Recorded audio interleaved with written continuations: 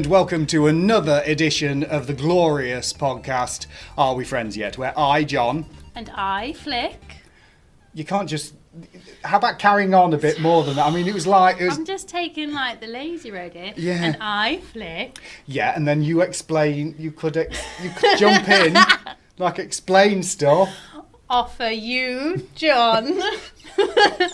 Pop culture and that you, I, Flick... have adored in previous lives for you, John, to enjoy. Yes, currently. basically what we do is I'm a middle-aged man, Flick is a young woman, we swap pop culture and it's things that we really love, and then we come back and we have a conversation about how much we either loved them or detested them with all of the marrow in our bones. Yes. And the idea, as I think we might have different ideas, because Okay. Well, let's clear the air on this. Tell me what you think this is about. I think the idea... I feel like I'm on a chat show now. I know, it's good, isn't it? It's clearly there. Okay, Oprah. I thought that this was about finding things that you thought the other person would like as well. So I thought there was a bit of a... So when I think of something, I'm like, yeah, I genuinely reckon John might like this. And I'm always surprised when you don't. Whereas I feel like you give me things to make me sad. No, right. I give you things. I give Flick things. I give you things that I absolutely adore. I absolutely love with a great passion. But and do you also think that I will like them? I hope that you will like them. I know that these are things that you will never come into contact with otherwise. Okay. I know that these are things that you would never choose. Yes. And for me, it's very much like, here's my heart and soul. Here's all of the things I love. Here's on a plate. These are the glorious things that I hope that you will love. Please be gentle with them. Yeah, exactly. And then you come back here and you're not. I'm quite gentle. I could be worse. Yeah, I feel like I'm reserving it because I like you. Okay. Thanks for that. That's okay. Anyway, we're doing another video, as you can see, and if you're just listening to this, there is no video. Yeah, which I need to remember because I listened to our video last time. Yeah. And I'm all video. Yeah. I know I don't. I've checked out of the people listening. I'm giving them no description at all about what's happening. Yeah. Purely relying on the visual. Yeah. You know what? I'm rolling my sleeves up to this one. So this, I know it might be terrifying. Yeah, I know. Don't worry. If you're listening to the podcast, I know that you are listening. It's fine. I'm here for you. John will look after you. I will look after you. Whereas, hey, to the video people. Well done for using hand actions on a podcast. Anyway, right. So, shall we just launch? Shall we launch into it? Because we've had a delightful preamble. We have. I feel like you need Do I need to? Yeah. Okay. We've had a delightful preamble, and now it's time to get to the nitty-gritty of whether we are friends yet, and whether the things that we have chosen to share have actually gone down well at all. Okay, so last week I was on the road of fierce ladies, and I wanted to crack on with that road. So I gave you Catherine Ryan, and then when it was my turn last week to give you a listen to, I decided to keep on that road, and I thought, okay, who's audio of a fierce feminist lady who's very clever, very spiky, and so I gave you Lily Allen. Yes. You gave me something I've been dreading for a while, is we went to Peter Greenaway. And I've been waiting for this moment, and I could have got The Cook That Eats the Lover. I don't know if that's the specific title. No, and the cook doesn't eat the lover. The thief eats the lover, as prepared by the cook for the wife. So the cook, the thief, his wife, and her lover. Oh, it's a lot of... I mean, if every film listed all of their main characters... The two cowboys and a robber. Yeah, actually, I think that'd be brilliant. Do you? Yeah, tweet to us at Friends Yet and tell us which films you would describe by simply using the jobs of the characters. Harry Potter and the ginger friend and the bossy friend. Well, no. That would be like wizardy students. One's a bit bossy. Yeah. Or maybe Ghostbuster. Oh no, they're all Ghostbusters, aren't Apart from the flobby thing. they? Yeah, flobby thing. Okay, we haven't thought this out. It's not going to be a hashtag that's going to crack on. Right. Hashtag flobby thing. Yeah, hashtag flobby thing. Get on with it. Get in contact with us at friendsyet. You can also email arewefriendsyet@outlook.com. You can go to Instagram, which is arewefriendsyetpod, and you can go to Facebook, which is arewefriendsyet #podcast for no good reason. So, I'm getting by the way that you were sort of launching into this. You wanted to start with your feedback on. Not necessarily. No. Well, I'm you choose. alright. You choose. Tell me who's going first. Oh, Do you want me to go first? yes. Okay, Yes, right. I do. So, this week I have mostly been listening to Lily Allen. How much did you listen to it? I listened to it a number of times. Okay, so you didn't do the, oh shit, it's Sunday night. No, meeting no, her no, in the morning. No, absolutely no. No, I didn't do that. I did the. You've sent it to me. I'm now going to listen. I'm sorry. I don't do the. Oh God, it's Sunday night thing. I'll have you know. Okay. I've always. Oh, you do. Don't you? Okay. So anyway, so I got a playlist of Lily Allen, and there were various different tracks from it, from different albums. They were mostly from the debut album. Okay. Mostly from that one. Yeah. Which There was I the Mark don't- Ronson one. Yes, and I threw that in because I really like it. Yeah. And then there are a few from more of a recent album. So Yeah. It's Not Fair. Yeah. And Who'd Have Known? Yes. I'll give you Who'd Have Known. How does Who'd Have Known go? Who'd Have Known? Who'd Have Known? Oh yes, yeah. Yeah. You gave me Who'd Have I Known. really enjoy that one because I think there was a famous spat between her and Elton John. Yeah. And in the video, she captures him and like wraps him up, and it's really funny. Okay. Because I think there was some famous back and forth. Yeah. I don't know if anyone else remembers this. I think there was some famous back and forth where there was like diva-iness and they were Yeah. getting at each other through the press. And then they sort of got on in the end, and they came out and did this quite amusing video where she's like his stalker. No, I've literally no idea. If you get bored at lunch break, have a look at the video. I It's certainly will do. amusing. It's okay. Anyway, so I got the Lily Allen. No, I've always enjoyed some of Lily Allen's work. The singles have always sort of resonated with me a little bit. I've not gone down a Lily Allen rabbit I've never hole. got an album and No. had a look. But she's on the list of artists where I keep thinking, you know what, I really ought to know more about Lily Allen. Yes. I really ought to listen to more Lily Allen. Yeah. So when you gave me Lily Allen, I was actually sort of reasonably relaxed. It wasn't something where I started to think, I don't know about this. And it's interesting that you have gone down the sort of the strong feminine voice, because I think that Lily Allen has got a direct connection with one of the other strong female voices that you've given me previously. That's interesting. Who's that? But I liked Lily Allen so much more than the other strong female voice you Who's gave the me. other strong female voice? Right, the other strong female voice is Billie Eilish. Oh, okay. Well, the thing is, though, is that Billie, she's not saying anything poignant. No, but she is strong as in she knows her vision. She does know her vision. Yeah. So it's about that control. It's not about sort of Yeah. empowerment or saying something about life in particular, but I think that there is a huge connection between Billie Eilish and Lily Allen. Yeah, that's interesting. I think they've both got unique sounds. Yeah. And I think they're both really in that. Like, no matter whether Lily's doing one that's a bit more sentimental I love or it. really I love it that spiky. you call her Lily. It's Lily. like you know each She's other. my friend. Hey, Lily. So, hey, Lily, if Lily. you're watching this, firstly, why? How the hell did you find this? But thank you. Secondly, Bessie mate. Definitely. Bessie- I Bessie reckon mate? we'd be Bezies. Yeah. Yeah, fair enough. Yeah. She's Bezies with Pink as well. They did the Is joint she? song Oh well. Oh. where they're cutting up a carrot pretending it's a man's penis. Okay. Let's investigate that in a moment, shall we? Let's get back to that. But yeah, I think they're both. Even when Lily is going on to this more of a sentimental tone, Yeah.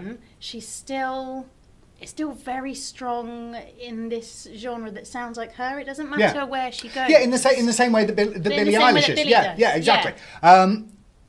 But for me, what joined them was that a lot of Lily Allen's music and a lot of what I listen to of Billie Eilish are both terrifically bleak.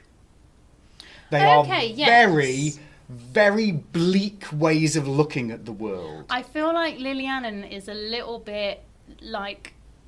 She's totally different, but she's got that satirical, like, Jack D. Yeah, you know how I told you that I like my comedy cold and with no emotion. She's definitely she is cold with no. That is what I loved about Lily Allen. I'm going to say now, I thoroughly enjoyed the experience. Did you love Nan, You're a Window Shopper? Now, that killed me. That made me laugh. Actually, I'm going to say that was the only down moment for me. Okay. Because I just thought it was a little bit too cruel. It's just too mean. It was just a bit too mean. It's not necessary. No, it wasn't. It's like talking about holes in colostomy bags. It was just a little bit.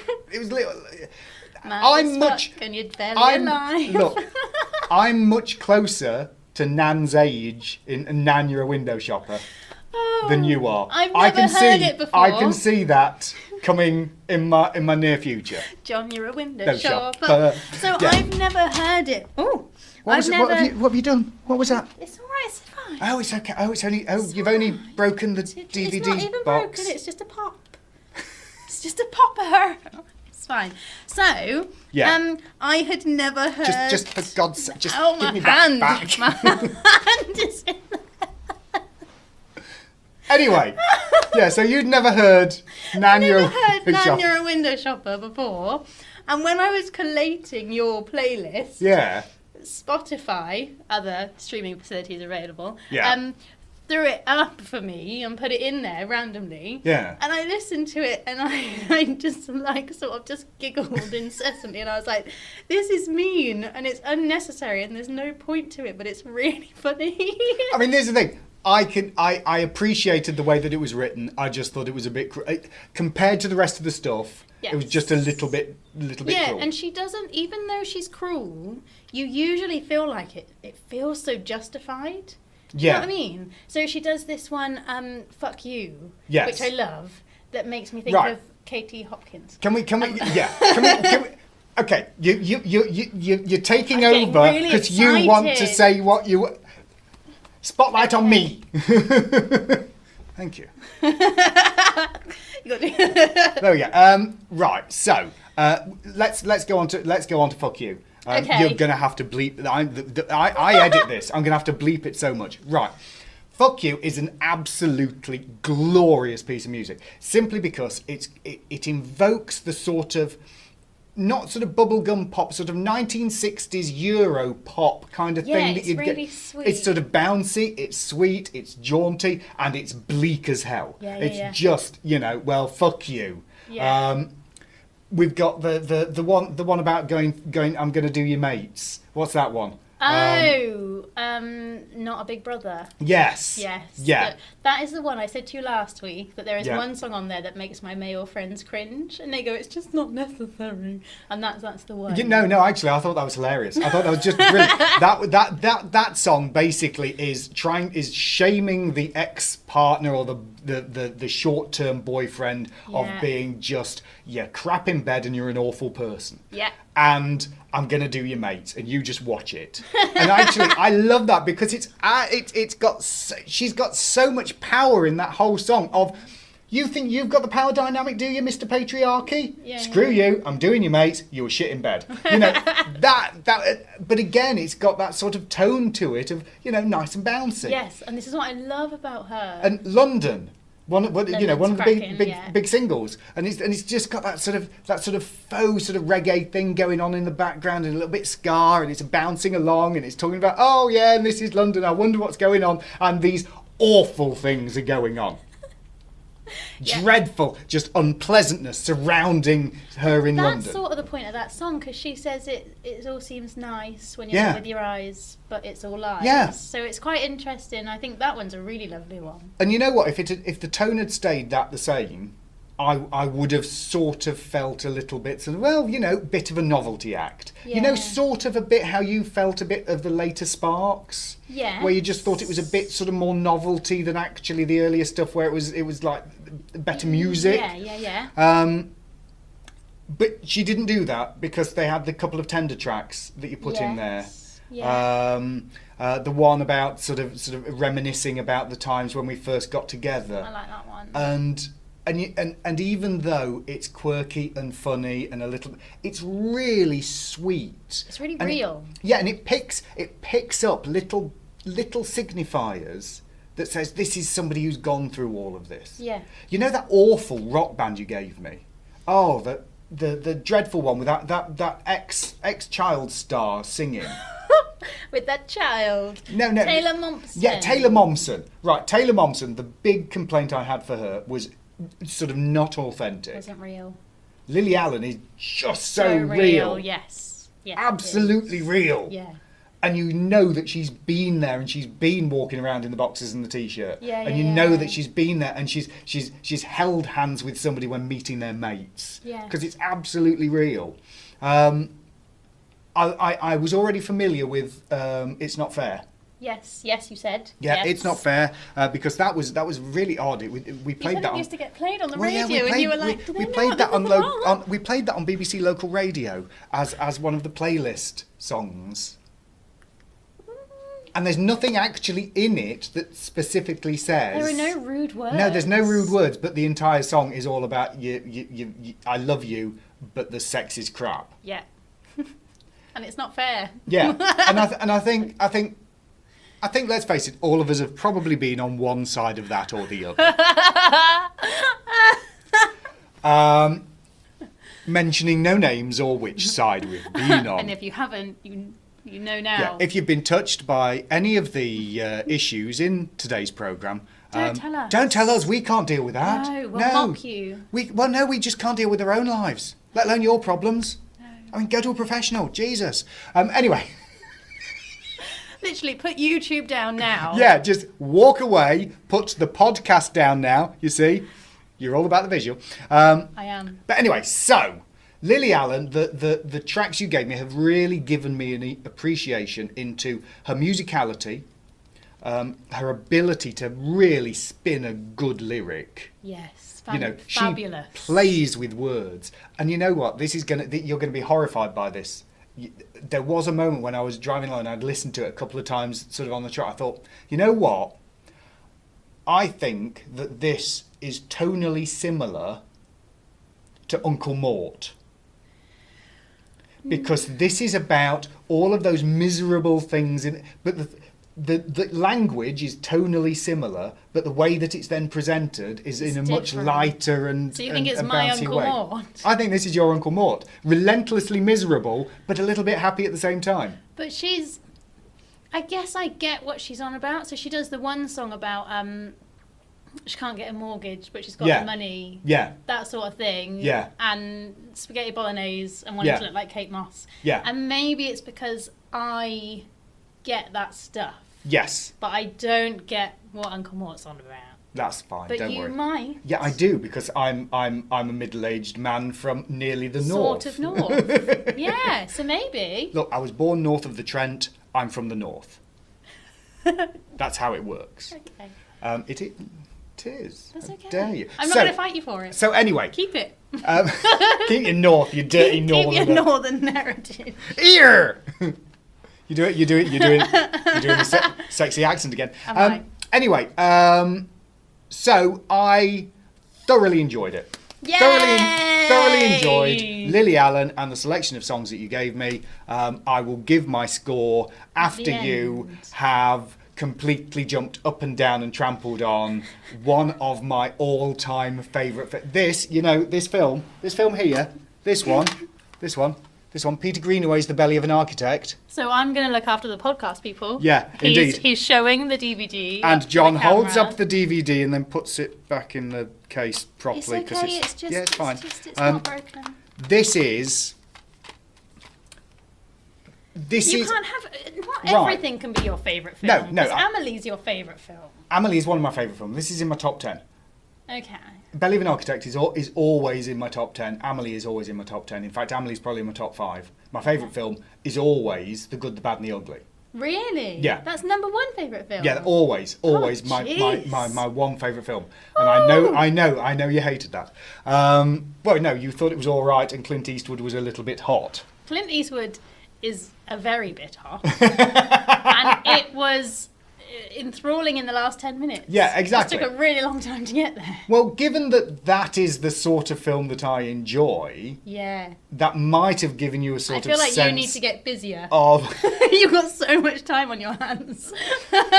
Right, let me give you a little bit of context for The Belly of an Architect. I actually remember this being reviewed by Barry Norman on Film 85 or whatever it was. I don't know who he is. Right, Barry Norman used to... You know Jonathan Ross used to do the film programme on BBC? I know Jonathan Ross. Yeah, he used to do the film programme on the BBC One. No. Late at night. No. Claudia Winkleman then took over from him, and it's been cancelled now. Oh. But for years and years, a film reviewer called Barry Norman did the film programme on BBC One.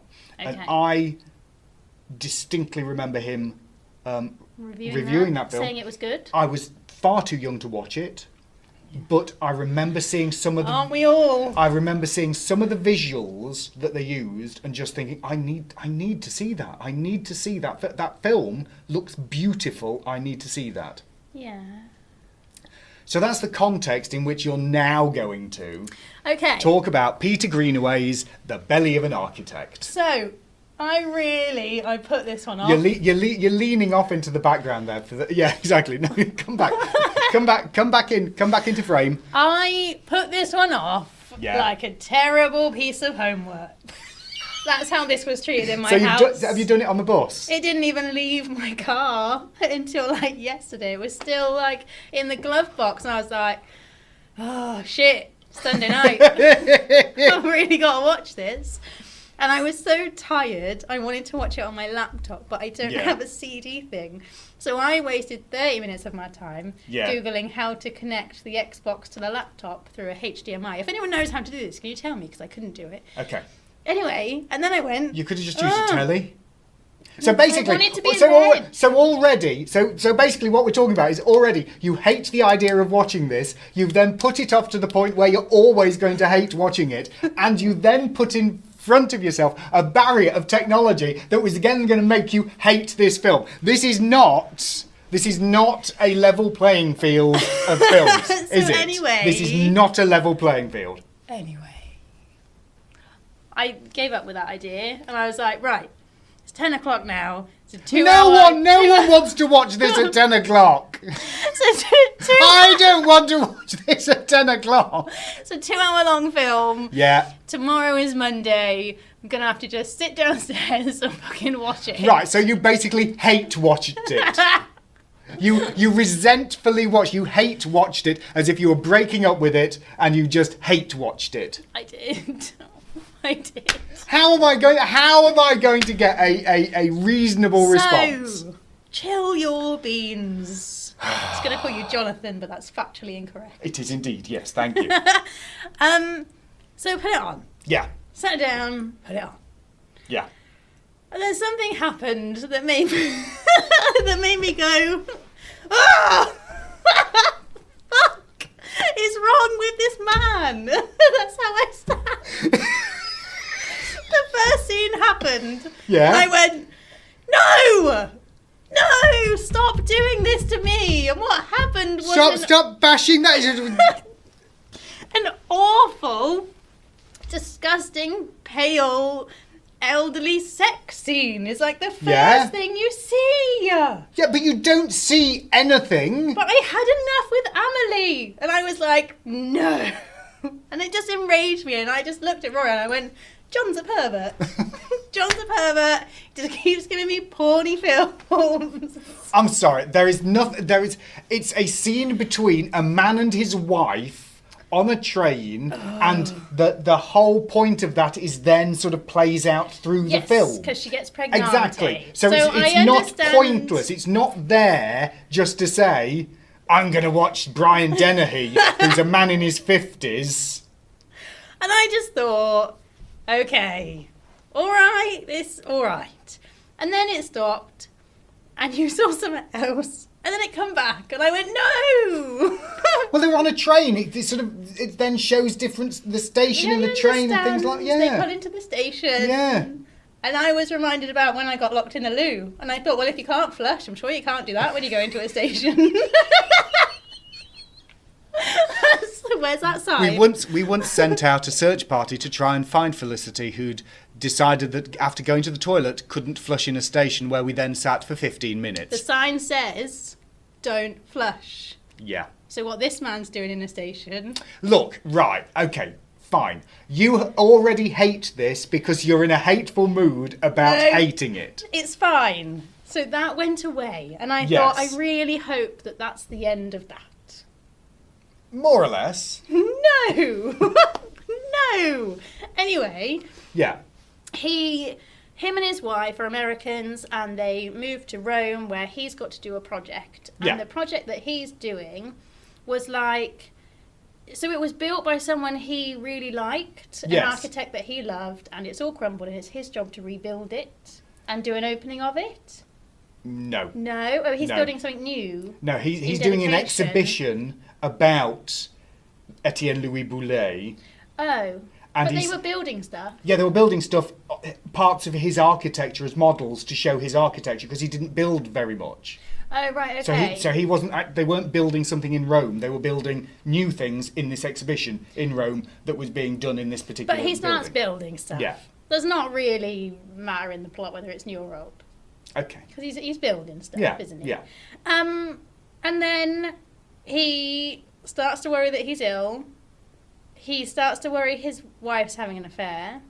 She actually does. And it just all unravels. And then at the end I went, oh, this is what triggered in your brain to make me watch this. It's because I gave you... Not Walk the Line. Yeah. Yes. A Star is Born. A Star is Born. So you watched Star is Born, you watched the end, and you went, ooh. Either consciously or unconsciously. Yeah, no. I think there was a connection. There was a connection between the end of this and the end of Star is Born. So they're both about the male mental health issues around that male character. And he becomes really obsessed with stomachs. He starts printing off stomachs, which, by the way, I take massive issue with. Why? Right. Podcast people, the soz. The photocopier, we know how photocopiers work. The photocopier is a photocopier. He lifts up the lid, he gets the image, which is face up, and he puts it on and he photocopies it, and it wouldn't have worked. He would have got a blank thing come out. Yeah. He didn't photocopy it right. Yeah, that's an irritation of mine in that film. It's so annoying. And then like 30 of these images come out. Let's just say that if you're noticing that, you've completely disengaged from the rest of the film. No, it's not. It means that I understand technology. Okay, all right. No, it's. My mum would have watched that and never realised. But this is the thing. I don't think she's ever used a photocopier. But the whole thing with that it's just cinema. Some things in cinema don't, it's like... Yeah, I don't usually spot those. Yeah, I know, but so I was really pleased. It's like in A Star is Born, turning up backstage and then being thrown out in front of a crowd to sing a song that nobody's rehearsed because they don't know it and she hasn't finished it, but photocopier, wrong way up, that's your line. No, because... Bradley Cooper clearly sang it to his band and went, can you put an arrangement to it, please? The day before. Those hours, because it's literally the next day after hearing it for the first time. Yes. And they've got an arrangement for the whole song. She doesn't even sing the whole song. Yes, that happened. Anyway, carry on with your photocopier issue. So moving apart from the photocopier, he starts getting obsessed with this stuff. And then at the end, she leaves him and she goes off... And the most irritating thing about this man is I cannot say his name because I want it to be Kasabian or Casper, and it's both. It's both. Kaspasian. His name is a name made out of loads of other names, and it's so annoying. Okay. He's Chris Christopherson. Yeah, he is. He's Kaspasian. He doesn't need all those syllables. So anyway, Kaspasian Speckler. Because I've watched it many times. Oh, that wasn't at you. That was at his imaginary parents. Okay. She goes off with him, and it's just... I was watching it, and I just... Do you know my biggest issue? What, generally? Anxiety. No, the inability to manage money. All of adulting. Yeah. Right. Yeah. So, My biggest issue with the film was that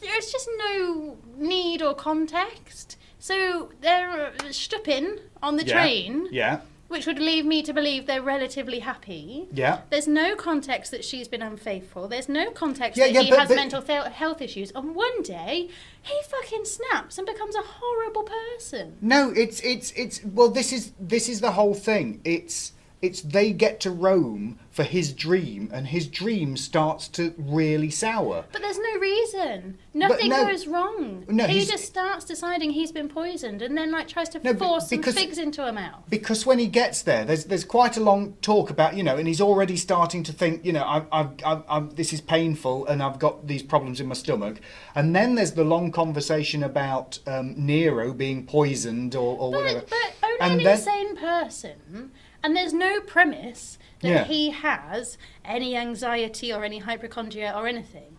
He seems incredibly stable. They talk about something that he should laugh off, and what it actually does is ruin his life until he kills himself. I don't think that it's as sudden as that.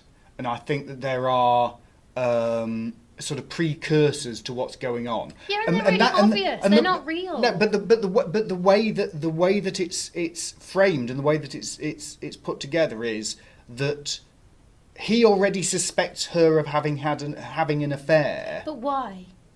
Why? There is no evidence that they're unhappy. I know. Well, they're happy. And then he flips out at her. It's not necessarily that there is any evidence for them being unhappy. It's more about the way he feels with a much younger wife and how he's insecure, and he's come to Rome to do this thing that he's probably not able to do. I just don't think in the same way as A Star Is Born. Yeah. You've got that sense of this is male pride crumbling. But I think it's so much more shown and invested.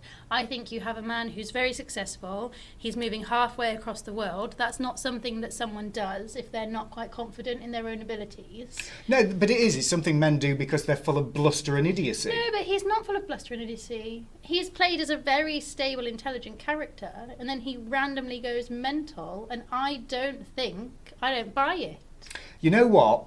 I think this is an interesting sort of counterpoint to our argument about A Star Is Born. Yeah. That I didn't buy any of that. I don't buy this one.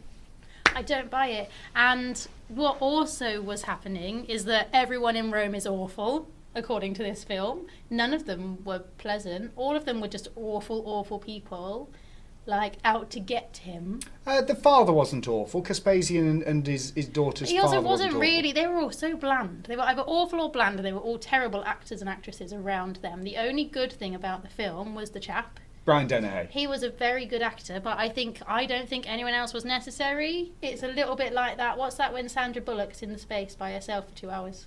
Gravity? Yeah. Yeah. Right. I felt it was a bit like Gravity. I didn't really realise anyone was around, apart from when they can be a bit scene dressing. And one of the problems with Peter Greenaway's movies is that they can be emotionless in sort of the background characters can be a bit sort of emotionless and it all hangs on the emotion of one particular character to then lead the movie through. And then, his wife, I just think that there wasn't any... I also don't see that they would be married, that they would move across the world together. That's quite stable, that's quite committed. And then she finds out she's pregnant, again, quite stable, quite committed. She never worries that he's sick. She never cares or asks what's wrong with him or goes with him to the doctors. She never sort of worries that he's stressed or is supportive. What she does is she leaves and goes and sleeps with someone else whilst his child is in her belly, and I found skin crawling. She's left before she finds out she's pregnant. Skin crawling? No. No, she does, because she comes in and tells him that she's pregnant and she's already left him. No. She tells Caspasian. Oh my God, I can't do it. Casper. He's Casper now. Casper the ghost. Casper the friendly knobber. She tells Casper, the incredibly friendly to other people's wives ghost. Indeed. That she's putting on more weight and looking more Roman, and he says, yes, you are, and then he says, you'll be very beautiful as your pregnancy kicks in, when they're in the window, and then she says, I'm surprised it's taken you this long to hit on me. Yeah. So she knows that she's pregnant. Yes. And then she decides to sleep with Caspinadian. But it's all the sort of the hypochondria and stuff like that is happening because of that connection between him and Boulay, the architect, that he starts writing to, and he starts sort of putting down his thoughts, which I think are really affecting. I think that's beautifully written and it's beautifully staged. I think it was visually pretty, and everything. Pretty. It sort of looked like paintings, the way it moved, and the people in the background being a bit more still, so I liked it, like, visually. I adore the soundtrack. Soundtrack was nice. I didn't adore it, but it fitted. Yeah, and there's a couple of tracks that were oddly pulled out and made into dance tracks in the 90s. Strange. And then he randomly sleeps with Thingy's sister, Kasabian's sister, which I hated, because he sees that she's taken loads of photos that he finds, and it confirms that his wife's having an affair. But there are also loads of photos of him as well. And I think in that moment, and this is just personal, fine, everyone reacts differently, and he's crushed and he's heartbroken, and then she takes off her gown and shows her enormous bush. Can we just give that some time? Whoa! It's the 80s. Can we give that some time, please? And, like, pulls him behind some curtain and tries to sex him. And then there's more awfulness, just full frontal, really uncomfortable. I don't want to be watching this. Yeah, you see some hairy testicles. I know, but it's not meant to be erotic. It's hate sex. I don't want it to be. It's angry. It's like desperation. It's. But I don't think it came off as that, because he was really slow and really, like, he didn't look like, it looked like raping. It looked like she was just giving him a bit of a raping. He didn't, like, get her and be like, oh, I'm angry. It wasn't passionate like that. It was just like... No, it was desperation. It was sadness. It felt like desperation. It felt like he was sad and she went, hey, look at me bush. Incidentally, the piece of music that's playing during that, and that sequence where he's looking at pictures... No.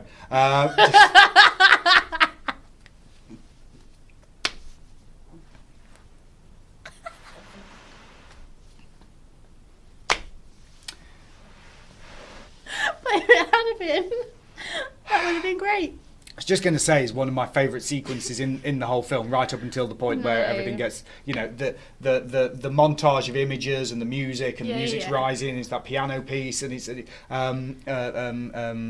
think the actual name of the piece is "Struggle for Pleasure," and it's just everything comes together just in that beautiful moment, the insistent piano and the images and the red tape and just the sort of framing of it, and then every now and again they look outside and it's this bizarre architectural thing that's outside that, and then looks back. It's just... Do you know what I wanted? What? I wanted to see... An explosion. I wanted to see, 2 years later... Yeah. Mrs. Wife on her own... Yeah. With a screaming baby... Because the whole time I'm watching this, and this Caspadian is stroking her belly going, oh, you're so beautiful, pregnant. I was like, he didn't have a fucking clue what babies are like. And the second it comes out and it's screaming and there's diapers everywhere, he's going to leave. But he's not there for her. Leave. He's there to get the exhibition, to get one over on Cracklight. That's what I mean. And to destroy him. That's what I mean. I wanted to see her discovering Cracklight at the end. Yeah. And I wanted to see her... 2 months later, when she's all alone, because I despised her. Right. I despised her. I despised everyone apart from him, and at moments I despised him.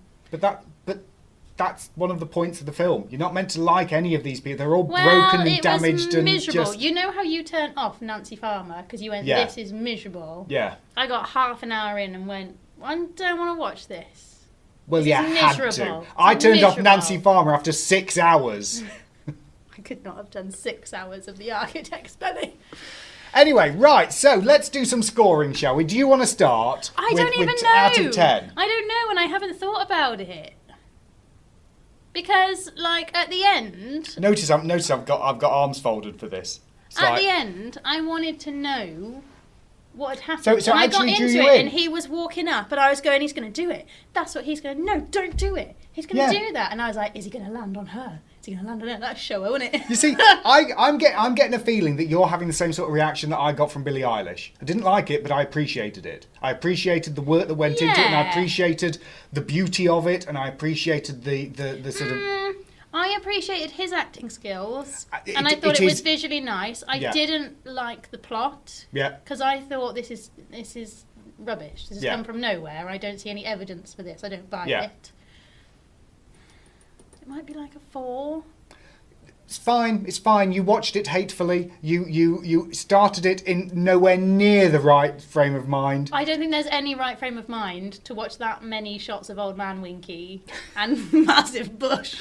Right, well, let me shock you. No, I'm never in that frame of mind. Okay, thank you for that. I honestly... A 4 for The Belly of an Architect. I think so. I'm not going to give you another Peter Greenaway for some considerable time. Please don't. It's not my thing. And can we stop? Can we stop with the lewd scenes now? What do you mean the lewd scenes? Lewd! Lewd? Are you a maiden aunt? Lewd! That was lewd. They are well, I'm sorry. lewd. I'm sorry. I'm giving Amelie you. was lewd. I'm giving that you. was I'm lewd. giving you adult stories for adults. I'm not an adult. I can tell. I'm going to go with the dolly now. Okay, point to the dolly. Yeah. Okay, well, in that case, no, that's fine. it. Right, so 4 for The Belly of an Architect. Yeah. Okay. I'm going to give... Come on. For the podcast people, I'm rubbing my hands. I'm going to give Lily Allen 10 out of 10. Yes! Yes! Finally, after all of this time... The best mark I've given you ever was probably for Green Day. Yes, which was an an 8. Yes. I much prefer this to Green Day. Oh, I wish I was a man, because I could do the football thing. Please don't. No, I'm not going. Just That's please why don't. I'm sad. That's Okay, why I'm good, sad. good. But in my head... Yeah, you've done football thing. Yes. No, I even with the misstep of you're a window shopper, which I just thought was unnecessarily cruel. But quite funny.